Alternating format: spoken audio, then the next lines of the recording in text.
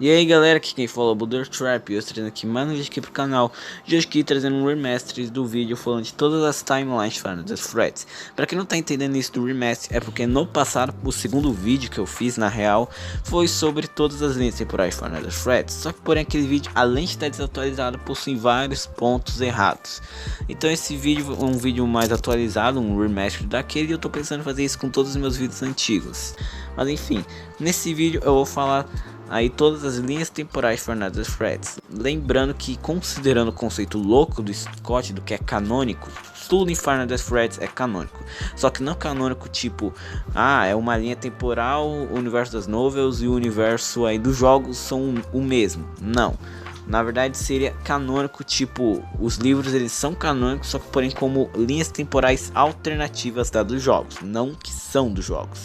Entendeu? Tipo, as novas elas são canônicas, só como linhas temporais alternativas dos jogos, não que é dos jogos. Esse é o conceito maluco do Scott. Mas enfim, deixado isso claro, bora começar com a primeira linha temporal, que seria a linha temporal principal e ao mesmo tempo linha temporal prime, dependendo do que você quiser chamar, que seria a linha temporal aí dos jogos, que seria dos jogos principais de Final Fantasy Threads que a gente tanto conhece, né, que a gente sempre acompanhou e tal. E bem, nessa linha temporal, cronologicamente, o primeiro jogo, né, considerando gameplay crua e tal, seria Sister Location, já que tudo leva a crer, ele se passa em 1985, ou em 1986, ou em 1987, antes de FNAF 2. Já que afinal, FNAF 4, só os minigames realmente se passam em 1983, aí então Sister Location tecnicamente seria o primeiro aí da linha temporal. Depois de Sister Location temos Five Nights at Freddy's 2, que se passaria em 1987. Depois Five Nights at Freddy's 1, que se passaria em 1993.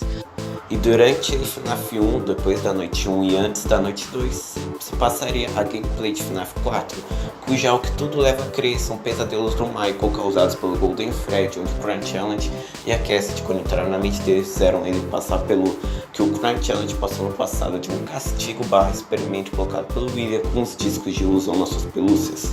Depois, 30 anos depois, na real, temos Five Nights at Freddy's 3, que se passa em 2023. Em seguida, Pizzeria Simulator, que se passa no mesmo ano com meses de diferença. Depois temos Ultimate Custom Night, que não temos uma data definida, mas porém pode ser tanto 2023 em seguida aí do Pizzeria Simulator, ou sei lá, em 2024, isso. E também temos Help Wanted e AR, que até onde eu sei não tem uma data definida para esses jogos, eu posso descobrir depois que tem sim. E Security Breach, que tem uma data definida, já que de acordo com o calendário do Pixelplex, muito provavelmente se passa em 2029 ou 2035, já que esse calendário bate com esses dois anos.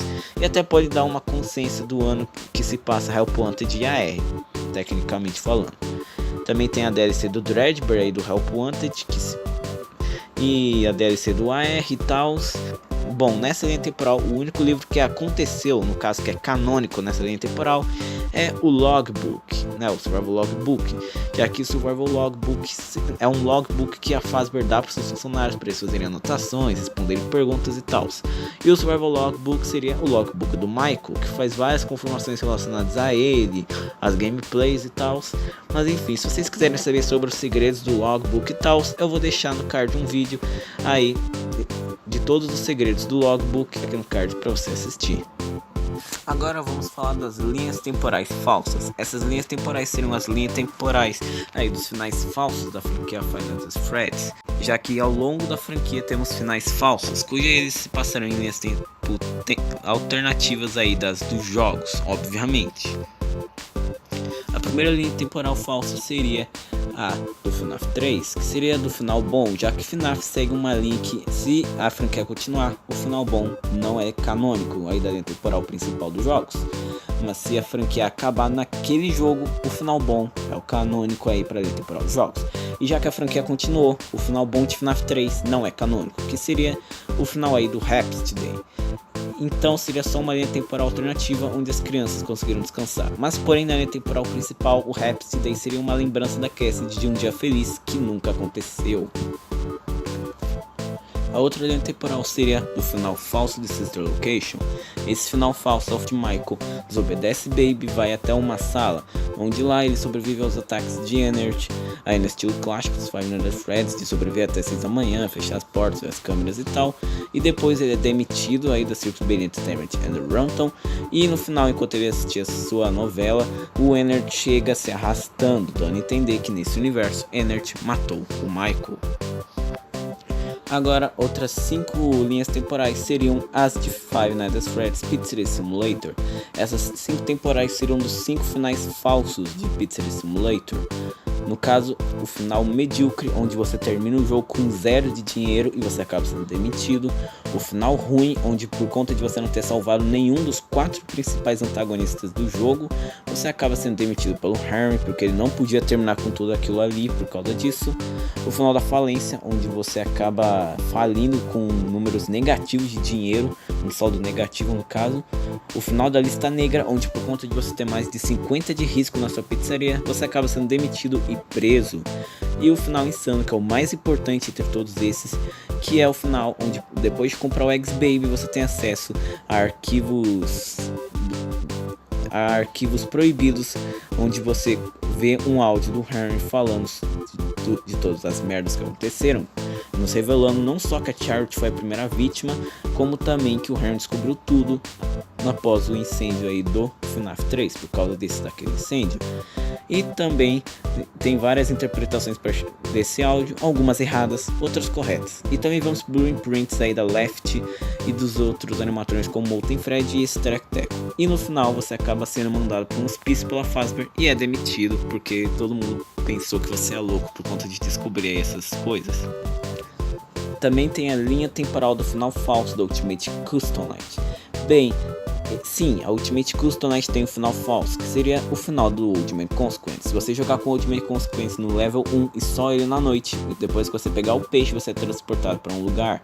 E bem, já que o Ultimate Consequence é a consciência da Cassidy, que vive falando para ela parar de matar o William, o Fredinho que a gente controla seria representado a Cassidy e o Ultimate Consequence a consciência dela. E bem, a Cassidy nesse final finalmente escuta sua consciência e desiste de torturar o William e deixa ele ficar com seus demônios. Só que isso é uma timeline alternativa. Na linha temporal canônica aí dos jogos principais, Cassidy não parou a tortura e o final aí canônico da linha temporal dos jogos seria a do Golden Freddy's contorcendo. Também temos os finais de Security Breach, mas eu não vou falar deles porque eu já fiz um vídeo separando falando de todos os finais aí de Security Breach. Eu vou deixar no card para vocês assistirem. Bom, agora saindo dos jogos, vamos para onde aqui nós temos a linha temporal do universo das novels. Essa linha temporal é a linha temporal onde aconteceu os 3 livros iniciais, os 3 livros da Charlotte, como você quiser chamar. Bem, essa linha temporal consiste em que depois que a Charlotte foi morta, a Harry fez robôs aí da Charlotte para replicá-la. Eu não li direito as novels, eu ainda tô lendo as novels para ser sincero, mas em resumo é uma timeline onde a Charlotte está viva e é uma robô e o Harry morreu porque ele cometeu cosplay de Sayori para esse vídeo não ser tirado do ar. Agora vamos falar das linhas temporais aí dos Fabulous Frights. Eu falei no plural, pois na real não é só uma, são 2 linhas temporais conhecidas do Fabulous Frights, que seria a primeira linha temporal, é a principal, onde nela aconteceu todos os epílogos do Street Wraith e as histórias conectadas com os epílogos. E existe a segunda linha temporal, onde lá aconteceu o What We Found, onde essa linha temporal, alguns epílogos do Street Wraith não aconteceu, e também algumas histórias, por exemplo, Interflash pode ser um exemplo. E bem, e também existem algumas histórias que não sabemos ao certo se faz parte ou não do universo da linha temporal principal dos Fabulous Frights. Por exemplo, Fiend Player 2, já que afinal lá não tem nenhuma ligação, já que para fazer parte da linha temporal principal tem que ter alguma conexão. Por exemplo, Daniel Kidd, que a gente vê a presença do supostamente o Ender, lá no que seria o cadáver dentro do Golden Freddy. Mas porém depende do que você considerar. Se você considerar fazer parte da linha temporal principal ou da linha temporal do What We Found, tudo bem, nem faz tanta diferença assim no final das contas. Agora uma linha temporal que até o momento é um pouquinho questionável é a linha temporal do Tales of Pixaplex. Essa linha temporal seria a linha temporal onde acontecem as histórias do Tales of Pixaplex. Ela é questionável, pois nós não sabemos se ela é uma linha temporal separada aí das que a gente conhece, tipo uma nova, ou se ela faz parte de alguma conhecida, tipo a do Faber Fries, das novels ou até mesmo dos próprios jogos. Mas porém não é confirmado. Então até que os livros lancem e dê uma confirmação que eles façam parte de algum desses universos conhecidos, a gente diz que é uma linha temporal separada das três. Agora, saindo dos livros e voltando para os jogos, vamos falar das linhas temporais dos spin-offs de Five Nights at Freddy's. Essas linhas temporais seriam as linhas temporais dos spin-offs, que não fazem parte da linha temporal principal dos jogos. A primeira seria a do FNAF World, que originalmente tinha uma semi-canonidade aí na linha temporal principal, mas porém atualmente não é mais canônica, é só uma linha temporal separada. Também tem a linha temporal do FNAF in Space 2, que possui uma teoricamente ligação com a linha temporal do FNAF World, e a linha temporal do Five Nights at Freddy's Security Breach for Rager. Agora nós vamos falar aí das linhas temporais das fangames. Essas linhas temporais, como me refiro, são as da iniciativa Fanverse. Bem, essas linhas temporais, como já confirmado, fazem parte canonicamente do multiverso Five Nights at Freddy's, como confirmado na logo da iniciativa Fanverse, onde está escrito porque toda franquia precisa de um multiverso. E também foi confirmado 2 vezes por Kenny Carlton que essas fangames viraram oficiais de Five Nights at Freddy's. E como dito antes, tudo que é oficial de Five Nights at Freddy's é canônico, ou seja, elas são canônicas no multiverso de Five Nights at Freddy's. E recentemente, Security Breach, temos fliperamas do Pixaplex, onde aparece o Ignite Fred e o Ignite Bonnie. Ou seja, essas fangames elas são canônicas tanto como fangames dentro do universo principal dos jogos, tanto como uma linha temporal alternativa das dos jogos. Bem, a primeira linha temporal, que seria da primeira fangame que teve um jogo aí da iniciativa Fanverse lançado, que seria On Night at Flumpies, que foi aí o ONAF 3 que lançou em outubro do ano passado, foi o primeiro joguinho aí da iniciativa Fanverse a lançar. Bem, On Night at Flumpies consiste na história de um ovo vivo que quer ter um amigo, só que porém todos os supostos amigos dele acham ele tóxico e por isso não são amigo dele. Então ele te sequestra aqui você, né, o jogador, e você tem que sobreviver a uma noite dos desafios dele. Isso é válido para os 3 jogos. Mas enfim, eu trouxe vídeo tanto dessa fangame quanto das outras aí contando a história. Se vocês quiserem assistir, eu tenho uma playlist já aí contando toda a história das fangames. Vão lá assistir para vocês entenderem. A outra linha temporal é a de Five Nights at Freddy's, onde é a mais interessante entre todas, pois diferente aí das outras fangames onde só acontece aí os eventos delas, a linha temporal do Five Nights at Freddy's não acontece só Five Nights at Freddy's 1, 2, 3 e 4. Também acontece o reboot do Pop Girls, o Pop Girls Evergreen, onde já confirmado por ambos os criadores de ambas as fangames, sendo chamado assim de CPU, Candy mais Pop Girls Universe. Ou seja, ambos fazem parte. Ou seja, o que for mostrado no reboot do Pop Girls vai contar na história de Five Nights at Freddy's. Inclusive é até interessante se pensar, porque afinal no universo principal de Pop Girls, né, do original, o William não tem filhos, mas aí na linha temporal do Five Nights at Freddy's ele só tem um, o Michael, né, porque o Michael ele existe em Five Nights at Freddy's. Enfim, eu vou falar mais disso no vídeo de história de Five Nights at Freddy's. Mas em resumo, é uma linha temporal onde aconteceu os 4 jogos de Five Nights at Freddy's, 1, o 2, o 3 e o 4 que ainda vai lançar, e o reboot do Pop Girls, que é aí o Pop Girls que vai lançar da iniciativa Fanverse. A outra linha temporal é a de The Your Creation. Nessa linha temporal, os jogos que a gente conhece de Five Nights at Freddy's, pelo menos até o 5º jogo, são jogos feitos pelo próprio Scott Cawthon, onde nessa linha temporal, o Scott Cawthon é o principal foco, sendo o protagonista dessa fangame. E bem, a iniciativa Fanverse vai lançar um remastered, onde vai trazer o modo história e os 2 outros modos, menos aí a DLC de Halloween. Ela continua sendo not canon aí pra The Your Creation e no processo pro multiverso de Five Nights at Freddy's. E vai aí mesclar tudo e vai deixar os designs mais bonitos também.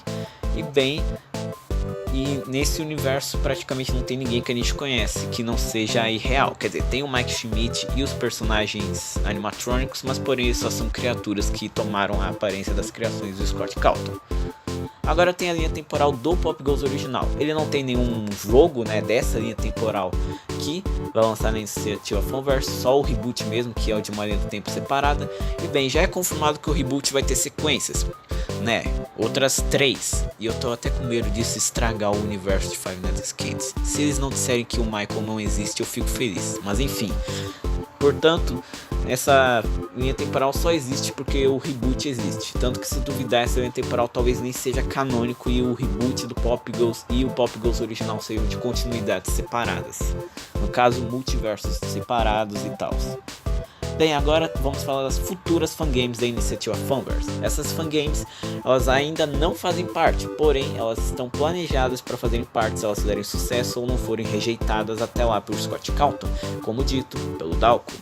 Bem, essas fangames seriam o Chase Animatronics, que é uma fangame nova aí que, se entrar, vai ter um reboot, uma continuação e tal.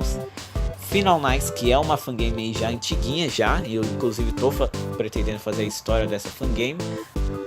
E bem, ela consiste em várias coisas controversas para a história principal de Five Nights at Freddy's, mas porém é uma linha temporal alternativa, então alterações são aceitáveis. Fredbear and the Friends, que seria uma série de 3 fangames baseadas na Fredbear from the Diner, e Pyro Illusion, que também é uma fangame que já existe há um tempinho, que se entrar na iniciativa vai ter uma sequência ou um reboot, ainda não sabemos porque, né, não entrou.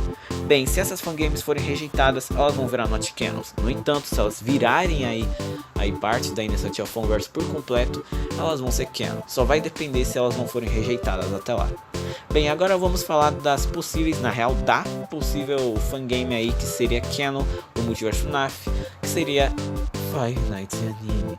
Bom, por que essa fangame seria canon pro multiverso Five Nights at Freddy's?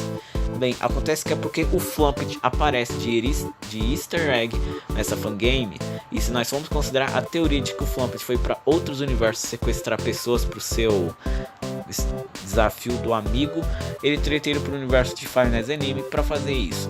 E também já foi confirmado que ele foi planejado para aparecer em Five Nights at Anime 2, que acontece depois do 1, só para lembrar, como aí uma casca mostrando ele morto. Só que porém ele acabou não aparecendo. E bem, isso até poderia apoiar aí o fato que ele morreu, né? Porque afinal temos que lembrar que o Flumpet morreu antes dos eventos de United Flumps 3. Mas porém a gente não sabe ao certo se aquilo realmente é canon. Então, Five Nights at Anime tecnicamente é canônico, apesar de nem o criador nem o Scott Calton confirmarem sua canonicidade. Quer dizer, o criador já disse certa vez que ia fazer parte da iniciativa Funverse, só que aquilo era uma pegadinha de 1º de abril, ou seja, Five Nights at Anime não faz parte da iniciativa Funverse. Então, Five Nights at Anime tecnicamente é canônica por causa da aparição do Flumpet, mas porém ao mesmo tempo não seria por causa de falta de confirmação. Mas se você quiser considerar que ela é canônica por causa do Flumpet, pode considerar, porque afinal ao que tudo leva a crer, porque o Flumpet pode controlar o tempo e tal, talvez ele realmente tenha viajado para outros universos. Além, é claro, dos personagens mortos nas salas que parecem muito de outros universos. Bom, a partir de agora vamos falar de uma parte mais sombria desse multiverso Five Nights at Freddy's, que no caso não faz parte e nem deve ser considerada canônica em momento algum para esse multiverso, que seria a parte dos rejeitados por Scott Calton. Essa parte seria a parte not canon de Five Nights at Freddy's, pois para algo ser considerado oficial de Five Nights at Freddy's tem que ter para algo ser considerado oficial de Five Nights at Freddy's e ainda por cima canônica, tem que ter visto a luz do dia. E já que nenhuma dessas coisas sequer viraram oficializadas ou sequer podem ser consideradas canônicas, elas não são canônicas. E vamos falar delas agora. Primeiramente, a linha temporal de Felix the Shark. Essa linha temporal seria das 3 histórias do Felix the Shark. Essa linha temporal não é canônica e nem sequer é considerada uma parte da linha temporal principal de Five Nights at Freddy's, ou a segunda linha temporal, ou até mesmo a terceira, porque elas na verdade são histórias descartadas e elas só viram a luz do dia porque o Scott Calton quis transformar elas mesmo, né? Tanto que tem várias histórias do Five Nights at Freddy's que foram canceladas e a gente nunca viu até hoje. E apesar dessas histórias darem paralelos importantes para Five Nights at Freddy's, por exemplo, sobre o que a Puppet fez nesses 30 anos, que a Fazbear tem filiais no mundo inteiro, e que nós fãs, né, no fandom de Five Nights at Freddy's somos canônicos, por incrível que pareça, não tem nada assim que elas não são canônicas, ou seja, só são aí separadas do multiverso de Five Nights at Freddy's por sua falta de canonicidade. Bem, agora vamos falar das fangames rejeitadas da iniciativa Funverse. A iniciativa Funverse teve suas fangames aceitas, que, né, bora admitir, as fangames aceitas são as melhores e as mais nostálgicas entre todas. Mas, porém, também tem as rejeitadas, As rejeitadas seriam as fangames aí que foram pensadas em entrar na iniciativa Fanverse, no entanto, acabaram sendo rejeitadas por Scott Cawthon por motivos um pouquinho aceitáveis e alguns meio questionáveis. Bem, e é delas que vamos falar agora. A primeira foi Five Nights at Adventureland.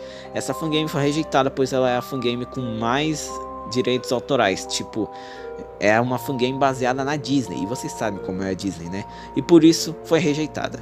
Del Shit at Fred's foi rejeitada por ter um conteúdo vulgar e sinceramente nem fazia diferença se entrasse ou não.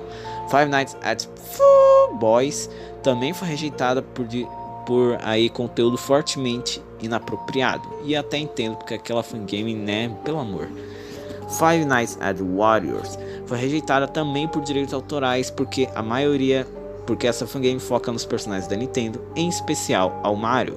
E é claro que ia rolar processo, então foi removida. Five Nights at What Mactonic. Essa fangame foi rejeitada por conteúdos protegidos por direitos autorais do McDonald's. Porque para quem não sabe, esse personagem aí, Lua, era um personagem lá antigo do McDonald's que depois foi substituído. E obviamente que o McDonald's não quer que ninguém se lembre, ou nem ligue para quem se lembre, só ia processar se usasse um personagem não autorizado deles. Então foi rejeitada. Jolie. Esse aqui é um caso bem mais complicado.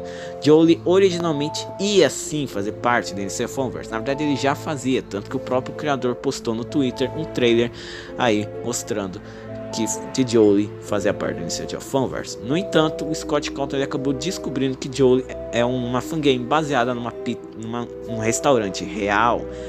E claro, tava rolando um processo também na época do Jolie. O Jolie estava sendo processado pelo restaurante real. E para evitar direitos autorais, mais processos e tal, de Jolie foi removido da iniciativa Fanverse. Mas isso não impediu Jolie. Nós vamos ter uma sequência de Jolie aí no futuro. E se vocês quiserem eu trago vídeo de história aí de Jolie. Claro, se vocês quiserem. The Return to Fred's. Essa fangame ela foi rejeitada não por direitos autorais, não por conteúdo fortemente inapropriado e nem no caso qualquer. Ela foi rejeitada por questões controversas que não foram explicadas pelo Dalco, mas a gente só sabe que foi rejeitada por questões controversas. Quais são elas? Muito provavelmente nunca saberemos.